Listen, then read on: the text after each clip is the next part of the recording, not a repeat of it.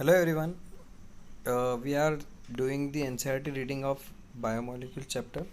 In that we have completed up to this part protein, the discussion up to collagen and Rubisco. Now let's come to the discussion of polysaccharides on page number 148. Here you are given with the discussion on the structure of your polysaccharides. Polysaccharides are actually the long chain polymers of monosaccharide sugars. They are connected by glycosidic bonds. So they are long chain sugars. आपको यहाँ पर ये line मिल जाएंगी. So just underline this one here. They are threads, literally like a cotton thread. So a cotton thread is made up of polysaccharides. It is consisting of sugars, that is your cellulose, containing the monosaccharides as your building blocks. हमने polysaccharides देखे थे, glucose से बने हुए, cellulose, starch, होमोपॉलीसेकेराइड, हेटेरोपॉलीसेकेराइड्स. तो ये वही discussion है. For example cellulose is a polymeric polysaccharide consisting of only one type of monosaccharide, that is glucose. It is a homopolymer. हमने ये भी देखा था. Starch is a variant of this but presents a storehouse of energy in plant tissue. Animals में देखा जाए तो glycogen store होता है, और प्लांट्स में starch is the variant. It acts as a store house of energy in plant tissue. Animals have another variant called glycogen. देखो आगे दिया ही हुआ है. Plus this one is important one. इसको हाईलाइट करो और इसको सबसे ज़्यादा लिख के रखो. Inulin, not insulin. Inulin is a polymer of fructose. Insulin is a peptide or a protein, but inulin is a polymer of fructose. ये शुगर है. ओके. नीट 2020 में क्वेश्चन आया था, which of the following two molecules have glycosidic bond and peptide bond. तो inulin comma insulin उसका answer था. Inulin has long chain of fructose sugars, and fructose sugars are joined to each other by glycosidic linkages, whereas the insulin is made up of amino acids, and insulin consists of long chain of amino acids joined by peptide bonds. तो inulin एक sugar है और sugar में glycosidic bond रहता है, आपको पता है. तो inulin is the polymer of fructose. Just remember this one, this is important. I have already taken this point in your lecture, video lecture. Now here it is given. Okay, next one. In a polysaccharide chain, say glycogen, the right end is called reducing end and left end is called non-reducing end. See here, for example this one. यहाँ पर अगर आप right और left end की बात करें, so at this end, this is the right end and this is the left end. Right end, left end. Right end is called the reducing end and left end is called non-reducing. तो आपको काम है, you have to write here. मैं zoom कर रहा हूँ. So यहाँ पर आपको जो space है, यहाँ पे right रिड्यूसिंग एंड लिखना है ब्लैंक स्पेस में. ओके. और यहाँ पर आपको लिखना है लेफ्ट साइड में, here you have to write left में non reducing end. Okay. Why they are called reducing end non reducing? Because they can reduce the Benedict's reagent. Okay. Accordingly they are called reducing sugars and non reducing sugar.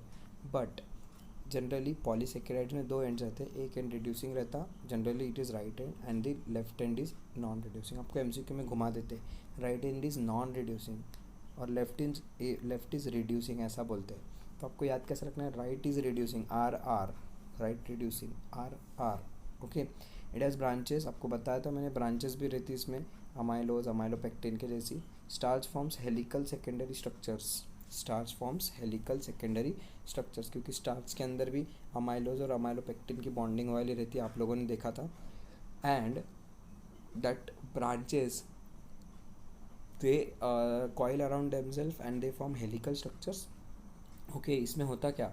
In fact starch can hold iodine molecule, I2 molecules. ये line को तो आपको last line MCQ के जैसा करना ही है. This is called iodine test, iodine test of starch. तो ये बहुत इंपॉर्टेंट लाइन से. स्टार्च क्या करता है? आयोडीन के साथ में मॉलिक्यूल्स को बाइंड कर लेता है अपने हेलिकल स्ट्रक्चर में, और उसकी वजह से जो आयोडीन का कलर है और स्टार्च का कलर है, दोनों का कॉम्प्लेक्स बन जाएगा, and that complex will become blue in colour. So that blue colouration of with iodine is given by starch. इसको बोलते हैं स्टार्च की टेस्ट या फिर आयोडीन टेस्ट. जैसे कि फॉर एग्जांपल आप आलू धोने के बाद में पोटैटो का जो पानी बचता है, पाउडर, वाइट कलर का पाउडर रहता है पानी में, अगर उसमें आप एक ड्रॉप आयोडीन डाल देंगे, अब आयोडीन कहाँ से लाएंगे आप?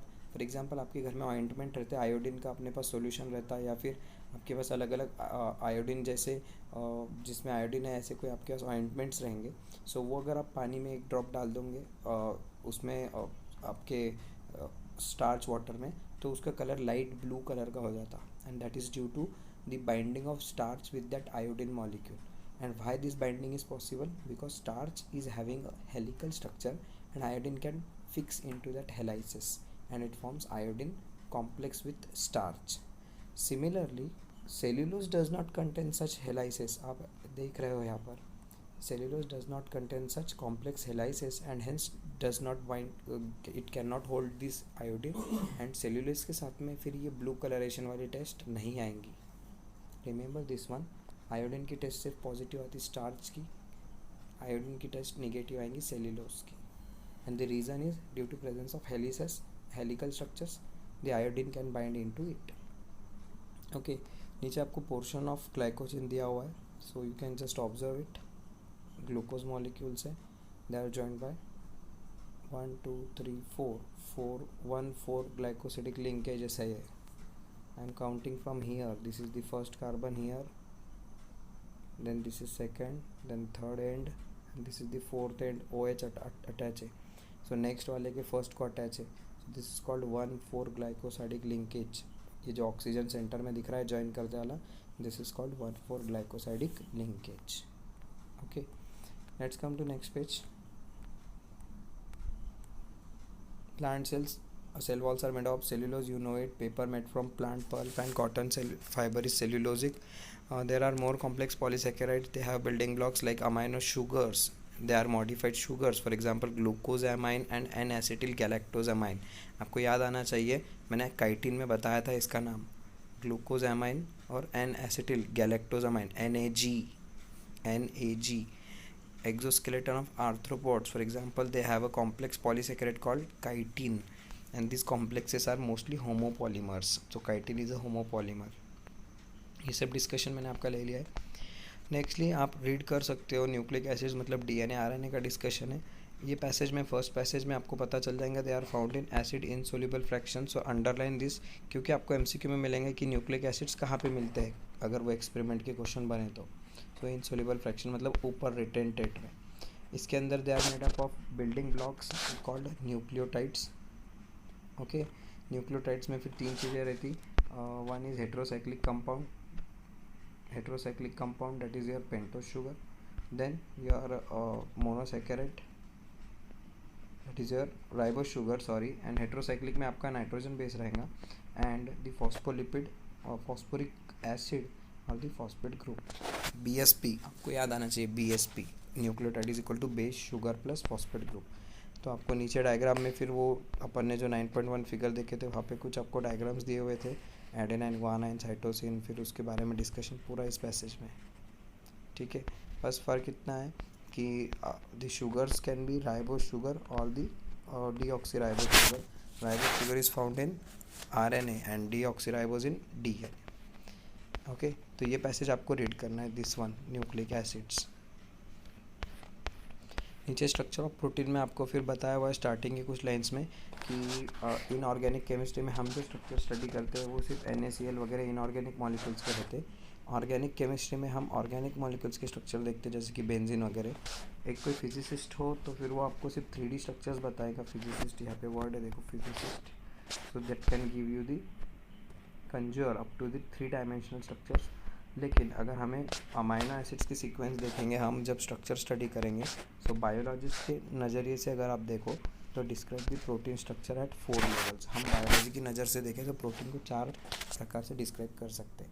आपको याद आना चाहिए primary, secondary, tertiary and quaternary structures. So last line MCQ, when the first the sequence of amino acids in which the first amino acid which is second and so on, you are if writing it in the sequential manner, so it becomes your primary protein. A protein is imagined as line, so the left end is represented by first amino acid and the right end is represented by last amino acid. तो आपको last में MCQ है, left से शुरू करते हुए right में जाना है प्रोटीन के लिए. लेफ्ट वाला पहला अमाइनो एसिड माना जाएगा, राइट वाला दूसरा माना, लास्ट वाला माना जाएगा.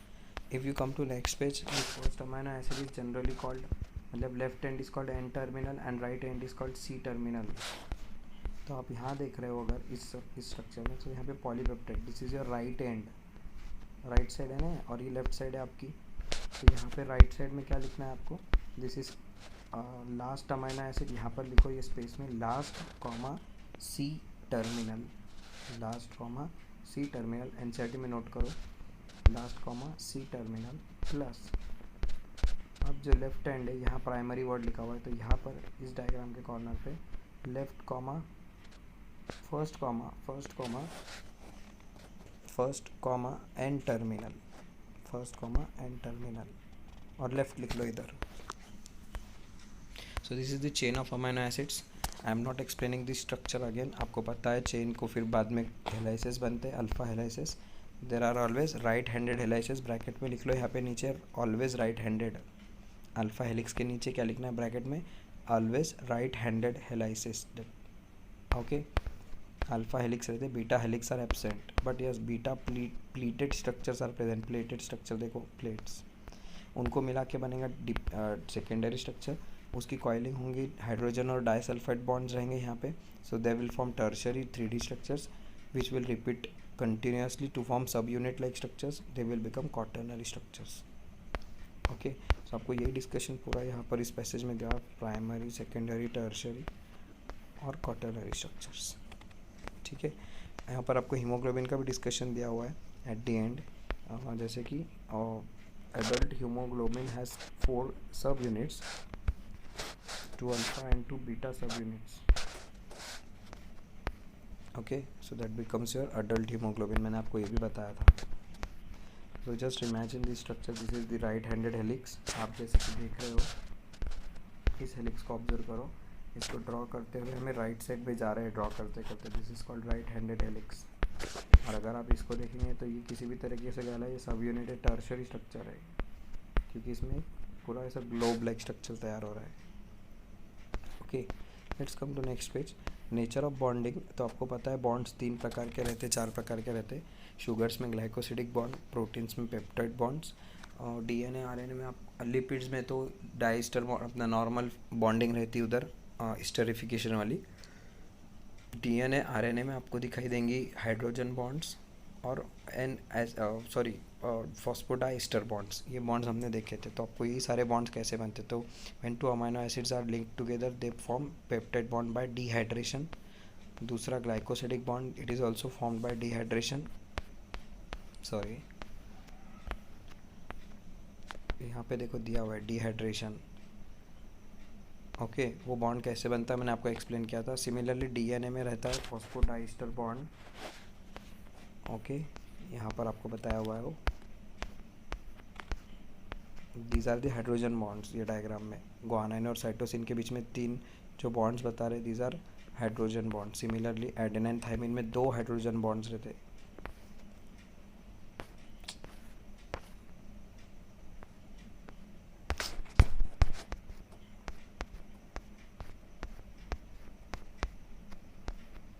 ओके, न्यूक्लिक एसिड्स में और एक चीज़ रहती, सेकेंडरी स्ट्रक्चर्स रहते उनमें, फॉर एग्जांपल डीएनए का फेमस मॉडल अपन ने देखे थे, वैटसन एंड क्रिक मॉडल, इसमें डबल हेलिक्स रहता। अब ये पूरा डीएनए का स्ट्रक्चर दिया हुआ है यहाँ पे, शुगर फॉस्फेट बैकबोन वगैरह ये सब बातें मैं आपको बता चुका हूँ, आप रीड करते ही आपके ध्यान में आ जाएंगे। A G adenine guanine they always pair with each other, it is called complementary base pairing. Okay, there are 2 hydrogen bonds between adenine and thymine and 3 between cytosine and guanine and cytosine. तो ये जो line है मैं जिसको colour कर रहा हूँ, there are always 2 hydrogen bonds between adenine and guanine. So this line was in this year's 2020's paper. Which of the following is correct about adenine and guanine, adenine and thymine pairing? ये वाला question आया था. So the correct answer was there are 2 hydrogen bonds present between adenine and thymine. इतना easy question देखो, first line से ही question बन गया यहाँ पर. सिमिलरली आपको पता है हर एक का फिर जो पिच एंगल रहता है, एक जो दो न्यूक्लियोटाइड्स के बीच में एंगल रहता है 36 डिग्री का रहता, उनके बीच का जो डिस्टेंस रहता पूरा total 2 bases the rise per base pair, मतलब the distance between 2 base pairs, rise per base pair means the distance between 2 base pair is 3.4 angstrom the pitch would be मतलब total length of one helix, pitch मतलब total length of one helix will be 34 angstrom. Similarly one full turn of helix, ये वाली line, consist of 10 base pairs और 10 steps. तो ये सब मैंने आपको पूरे डायमेंशंस डीएनए के लिखाया था तब आपने. So that is the given here. This is all we are talking about B type of DNA.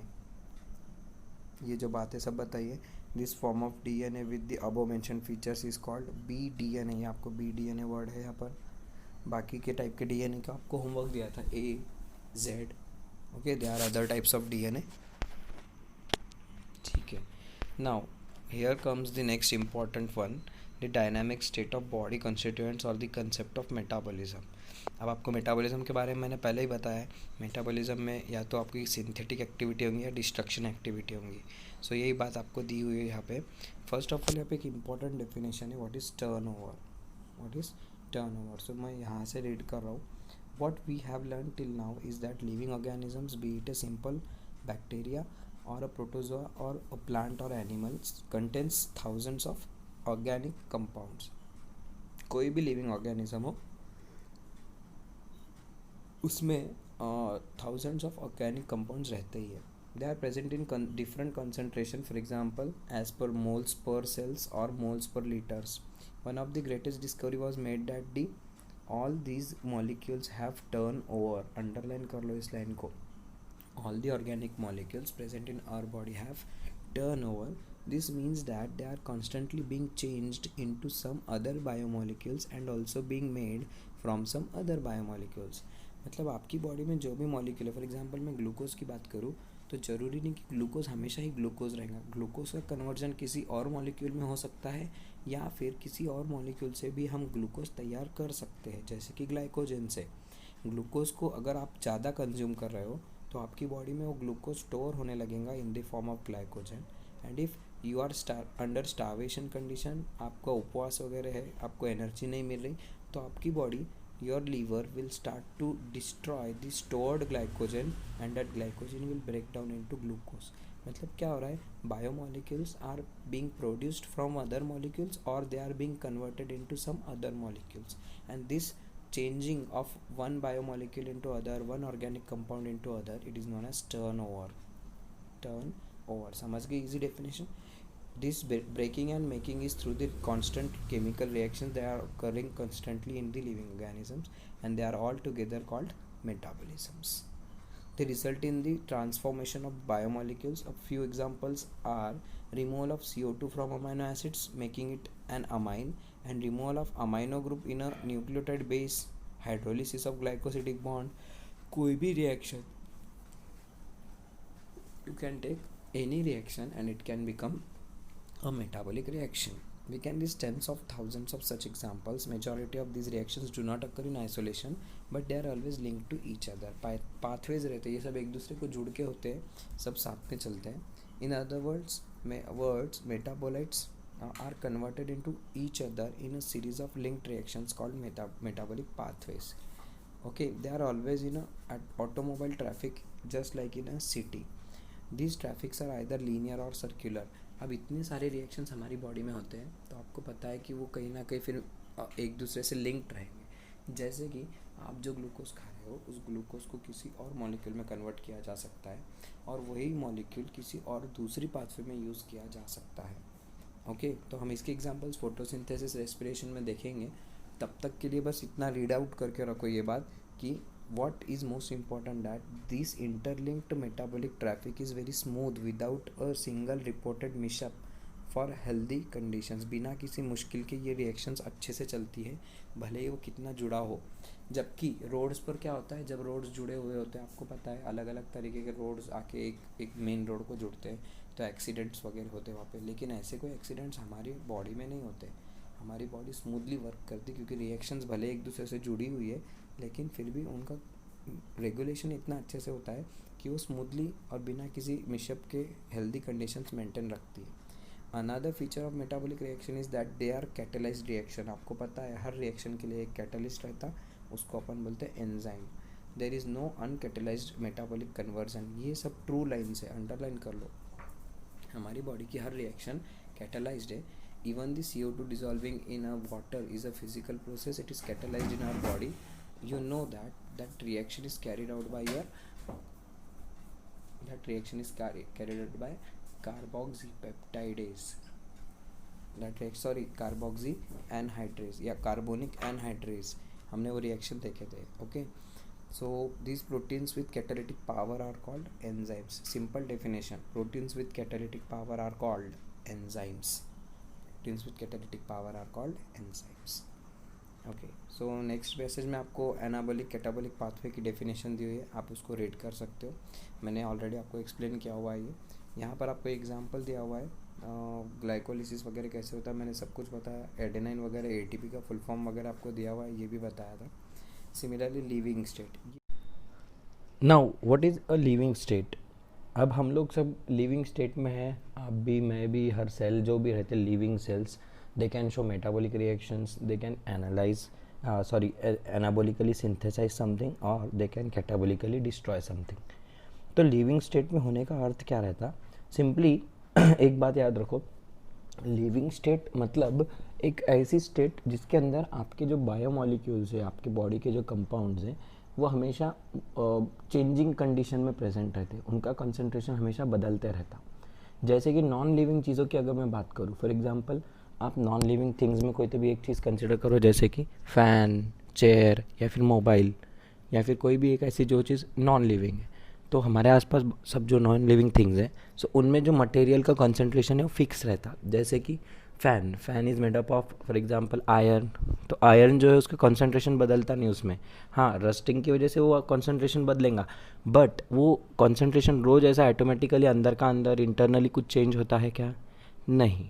That concentration of iron within that non-living material remains the same.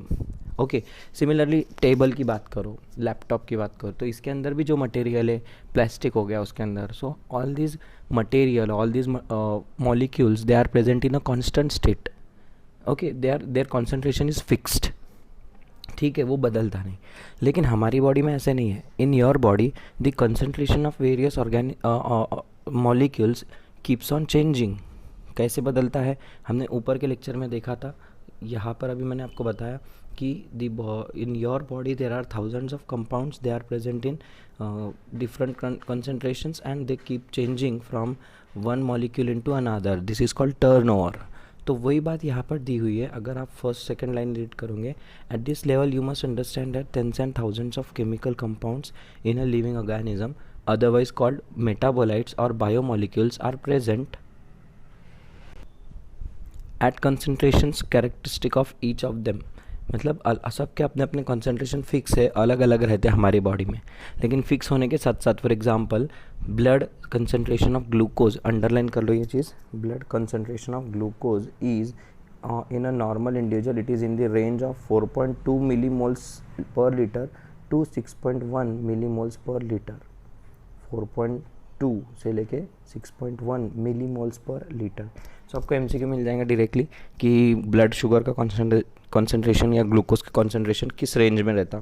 सो 4.2 से 6.1, 1 लीटर ब्लड में इतने millimoles, 4.2 to 6.1 millimoles पर litre इतना रहेगा. while that of hormones would be in nanograms per milliliter. Hormones तो इससे भी कम रहते, हार्मोन्स का और ज़्यादा कम रहता, नैनोग्राम्स में रह सकता. ठीक है. Most important fact of biological system is that, ये अंडरलाइन कर लो, all living organisms exist in a steady state characterized by concentration of these molecules. Every organism exists in a steady state. हम सब एक steady constant state में रहते, characterized by concentration of each of these biomolecules. But these biomolecules are in metabolic flux.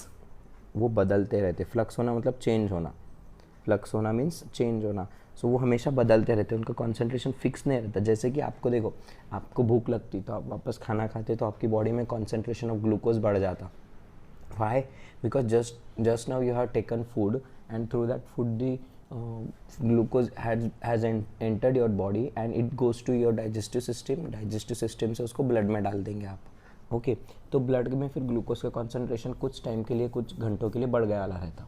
और फिर बाद में blood में से जब उसको सेल्स अपटेक कर लेते आजू बाजू के बॉडी सेल्स, मसल्स वगैरह, तो वापस से ब्लड का कॉन्सेंट्रेशन, ब्लड में ग्लूकोज का कॉन्सेंट्रेशन फिर से कम हो जाता। मतलब भले ही आप एक नॉर्मल स्टेट में रह रहे, एक कांस्टेंट स्टेडी स्टेट में जी रहे हो, but your body concentration of these fluids, these molecules, these concentration, their concentration in various fluids, in your body fluids is also changing from time to time. So ये इस तरीके से आपकी जो body के बायोमोलिक्यूल्स है वो हमेशा बदलते रहते, therefore they are said to be in a metabolic flux. Okay, the chemical or physical process moves spontaneously to equilibrium. आगे की लाइन देखते हैं क्या होगा अगर वो एक कांस्टेंट ही रहे या फिर इक्विलिब्रियम में आ गए तो। सो फिजिक्स में या फिर केमिस्ट्री में कोई रिएक्शन है, अगर वो अपने आप होती है तो फिर थोड़ी देर के बाद वो इक्विलिब्रियम में आ जाती है। जैसे कि कोई प्रोडक्ट का फॉर्मेशन होना केमिकल रिएक्शन में, या फिर फिजिक्स में किसी पेंडुलम वगैरह की मूवमेंट, तो ये थोड़े टाइम के बाद इक्विलिब्रियम में आ जाती है। आपने कोई बॉल ऊपर उछाल दिए तो बॉल ज़मीन से ऊपर तो जाएंगी, लेकिन थोड़ी देर के नीचे आते आते आते आते ज़मीन पे टप्पे खाएंगी कुछ, और फिर बाद में वो इक्विलिब्रियम में आके ज़ीरो हो जाएंगी उसकी वैल्यू, उसका वर्क, और वो बॉल जगह पे स्टॉप हो जाएंगी। करेक्ट है। So this steady state, what happens at that physical, in that physical और केमिकल प्रोसेस, अगर कोई भी चीज़ इक्विलिब्रियम में आ जाती है तो फिर उसका वर्क डन ज़ीरो हो जाता है और फिर वो चीज़ काम करना बंद कर देती है। रूल ध्यान से सुनो, आपको ये रूल दिया हुआ है यहाँ पर। One should remember from the physics that systems at equilibrium cannot perform work. Equilibrium में आने के बाद बराबरी में काम जब चलता तो फिर काम ठीक से नहीं होता, और फिर ऐसे ही सिस्टम में work done is equal to zero. Chemistry में फॉर एग्जांपल एक रिएक्शन है जिससे सबस्ट्रेट का कन्वर्जन प्रोडक्ट में हो रहा है। ओके, तो सबस्ट्रेट से प्रोडक्ट बनेगा तो 100 सबस्ट्रेट से अपने को 100 प्रोडक्ट्स बनाने हैं। तो ऐसा इमेजिन करो एक रिएक्शन रिवर्सिबल है, तो उससे होगा क्या, जितने सबस्ट्रेट का प्रोडक्ट में कन्वर्जन होगा उतने प्रोडक्ट्स फिर से सबस्ट्रेट में रिवर्स में कन्वर्ट हो जाएंगे, रिवर्सिबल रिएक्शन।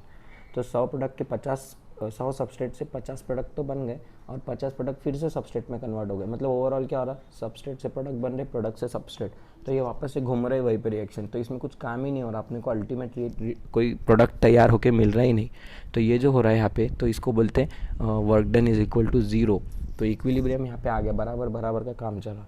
तो जब भी इक्विलिब्रियम आ जाता वर्क डन ज़ीरो हो जाता, और ज़ीरो वर्क डन कभी भी अच्छी बात नहीं रहती। सो इसीलिए as living organisms work continuously, they can not afford to reach equilibrium. हम इक्विलिब्रियम अफोर्ड नहीं कर सकते, और इसीलिए हमारी जो स्टेट है, this steady state is a non equilibrium state. हम नॉन इक्विलिब्रियम में रहते, किसी चीज़ का कॉन्सेंट्रेशन कभी ज़्यादा हो जाता तो किसी का कभी कम हो जाता, लेकिन इतना होने के बावजूद भी हम उसको एक कांस्टेंट स्टेट में मेंटेन रखते।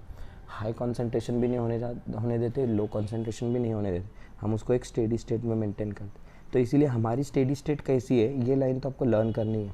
Hence the living state is a non equilibrium. Equilibrium है क्या अपना? नहीं, हमारी लिविंग स्टेट कैसी स्टेट है? Non equilibrium. स्टेडी स्टेट है, कांस्टेंट रहते, फिर जिंदा रहते हैं हम उसकी वजह से। And then we are able to perform work, to be able to perform work. So 3 चीज़ें, living state is a non equilibrium, steady state, to be able to perform work. Okay, और इसके लिए फिर हम क्या करते, हम उस इक्विलिब्रियम में खुद को जाने से रोकते। Living process is a constant effort to prevent falling into equilibrium, और इसके लिए हमें थोड़ी एनर्जी लगेगी। हाई कॉन्सेंट्रेशन लो कॉन्सेंट्रेशन का जो बैलेंस है वो बदलते रहना पड़ता हमें। ओके, और फिर this is achieved by energy input, हमें एनर्जी लगाना पड़ती। एक बेसिक एग्जांपल दे देता, जैसे कि ग्लूकोज। अब अगर आपकी बॉडी में ग्लूकोज ज़्यादा हो रहा है, आप ग्लूकोज ज़्यादा खा रहे हैं, तो उसका हाई कॉन्सेंट्रेशन हो जा रहा है, बहुत ज़्यादा हाई, तो आपको शुगर वाली, आपने नाम सुने होंगे शुगर या फिर डायबिटीज़ मेलाइटस हो जाएगा। ऐसे टाइम पर आपकी बॉडी उस एक्सेस ऑफ ग्लूकोज का कन्वर्जन ग्लाइकोजन में कर देती। तो मतलब ग्लूकोज का कॉन्सेंट्रेशन कम कर रहा है अपन और ग्लाइकोजन का बढ़ा रहा है। ठीक है। दूसरी बात, ग्लूकोज का जब बहुत ही कम कॉन्सेंट्रेशन रहता है, जब आपको एनर्जी की डिमांड रहती, so at that time your body will again start to break down your glycogen, and that glycogen is converted into glucose. तो ये ब्रेक डाउन करने के लिए, सिंथेसिस ऑफ ग्लाइकोजन करने के लिए एनर्जी लगेगी, तब जाके आपकी बॉडी ठीक से काम कर पाएंगी। अदरवाइज़ आपको डिसीजेस होंगे, आप किसी डिसऑर्डर से सफ़र करेंगे। तो इसीलिए हम किसी भी ऑर्गेनिज्म में ये चीज़ खास दिखाई देती।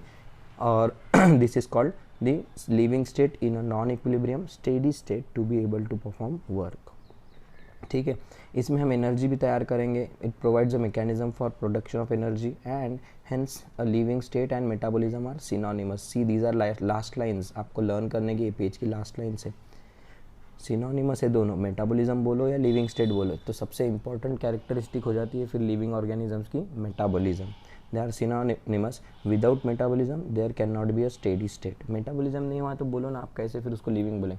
फ़ैन थोड़ी मेटाबॉलिज्म करता, चेयर थोड़ी मेटाबॉलिज्म करती, उनमें तो जो कॉन्सेंट्रेशन ऑफ सब्सटेंस है वो फिक्स है, तो उसकी वजह से उनका वर्क डन भी ज़ीरो है। लेकिन हम क्या करते, चीज़ों का कंसंट्रेशन टर्नओवर के थ्रू बदलते रहते, जिसकी वजह से हमारी लिविंग स्टेट एक नॉन इक्विलिब्रियम स्टेट बन जाती और तभी हम काम कर सकते। समझ में आया passage? So this is all about your living state to be able to perform work. Enzymes का पूरा डिस्कशन आप रीड करो, क्योंकि मैंने पूरा अच्छे से पूरे हमने कई सारे लेक्चर्स में एंजाइम का डिस्कशन किया। इसमें एक्टिव साइट वगैरह, स्ट्रक्चर ऑफ एंजाइम, यहाँ कुछ ज़्यादा एक्सप्लेन करने वाला पार्ट नहीं है। आपको ये रिएक्शन भी मैंने बताया था और रेट ऑफ रिएक्शन की डेफिनेशन एक्सप्लेन किया था। सिमिलरली एक रूल यहाँ पे मिलता है आपको, rate of physical and chemical reactions. आप लास्ट लाइन एमसीक्यू के लिए आपको बता रहा हूँ। Rate can also be called the velocity if the direction is specified. Rates of physical and chemical processes are influenced by temperature. सबसे important कौन रहता है? Temperature. What happens if temperature is either increased or decreased? A general rule of thumb is that rate doubles or decreases by half for every 10 degree change in the direction of in either direction. Important है, याद कर लो। Temperature अगर 10 degree से बढ़ाया आपने या फिर कम किया, बढ़ा दिया या कम किया, तो आपकी रिएक्शन की स्पीड या तो डबल हो जाएंगी या आधी हो जाएंगी, डबल हो जाएंगी या हाफ हो जाएंगी। सो एमसीक्यू आता है ऐसा कि 10 डिग्री चेंज हुआ अगर टेम्परेचर में, तो रेट ऑफ रिएक्शन का क्या होगा? It may double, it may become half, it may always double और A and B. So it may double और it may become half, both A and B answer रहेगा। ठीक है। नीचे आपको CO2 की रिएक्शन जो मैंने एक्सप्लेन किया था वही रिएक्शन आप देख रहे हो। Okay, so we have seen this one. Carbon dioxide का कार्बोनिक एसिड में बनना, कार्बोनिक एनहाइड्रेस के प्रेजेंस में, उसकी स्पीड के बारे में 6 लाख मॉलिक्यूल्स बनते हैं अगर वो एंजाइम रहा तो। सब बातें मैं आपको बता चुका हूँ। ओके, ग्लूकोज का पायरुविक एसिड, ये सारा डिस्कशन में वही हुआ है। Similarly how do enzymes convert the bring about such high rate of reaction? तो उसका रीज़न आपको मैंने बताया था। दिस ग्राफ, ये हमने एक्सप्लेन किया था आपको, मैंने पूरा लिया हुआ है ग्राफ। आप ये सारा पैसेज रीड कर सकते हो। दिस इज़ ईजी वन, यहाँ पर कुछ भी हार्ड वाला पार्ट नहीं है। बस इम्पॉर्टेंट लाइन क्या है? The change in simply what enzymes do. Enzymes simply bring down the energy energy of activation, so and they increase the speed of reaction. तो आपको ये लाइन यहाँ पर दी हुई, enzymes eventually bring down this energy barrier making the transition of substrate into product more easy. इसको ही important बोल के underline कर लो। This is the concluding statement for this graph में आपको विथ एंजाइम विदाउट एंजाइम सब कुछ एक्सप्लेन किया था। नेक्स्ट आपको एंजाइम का नेचर आपको बताया हुआ है, एंजाइम प्रोडक्ट कैसे बनता है। तो ये कॉम्प्लेक्स के लिए जो हमने लॉक एंड की मैकेनिज्म्स वगैरह देखे थे, उसके 4 स्टेप्स। सो आपको ये 4 स्टेप्स लर्न कर लेने हैं। पहले सबस्ट्रेट बाइंड होगा एक्टिव साइट पे, फिर बाइंड होने के साथ ही उसका शेप बदल जाएगा, फिटिंग होगी प्रॉपरली। फिर एक्टिव साइट के पास में फिर कोई और एक सबस्ट्रेट ब्रेक होगा और बॉन्ड्स बनेंगे नए, और फिर न्यू एंजाइम प्रोडक्ट कॉम्प्लेक्स बनेगा और एट लास्ट प्रोडक्ट रिलीज हो जाएगा और एंजाइम फ्री हो जाएगा। So this are the 4 steps, you have to read this one. Factors में भी हमने टेम्परेचर पीएच देखा था। Okay, and this graphs were also there. आपको यहाँ पे Km बताया था मैंने, mm constant, Michaelis Menten constant, it is the concentration of substrate at which rate of reaction becomes half of the maximum reaction. So ये सारे बातें आपको अगले पैसेज में दी हुई है कंसंट्रेशन ऑफ सबस्ट्रेट में। ठीक है, इनहिबिटर मॉलिक्यूल्स का भी देखा था। कॉम्पिटिटिव का स्ट्रक्चर सबस्ट्रेट जैसा रहता है, नॉन कॉम्पिटिटिव का स्ट्रक्चर अलग रहता है, बट एक एक्टिव साइट पे बाइंड होता है, एक अलग जगह बाइंड होता है। रिएक्शन के फिर जो भी होगा आपको सब कुछ बातें मैंने बताया था। मैलोनेट का एग्जांपल था यहाँ पर। ओके, कहाँ है मैलोनेट का example? This one is here, inhibition of succinic dehydrogenase by malonate. So here malonate is the inhibitor of substrate succinate.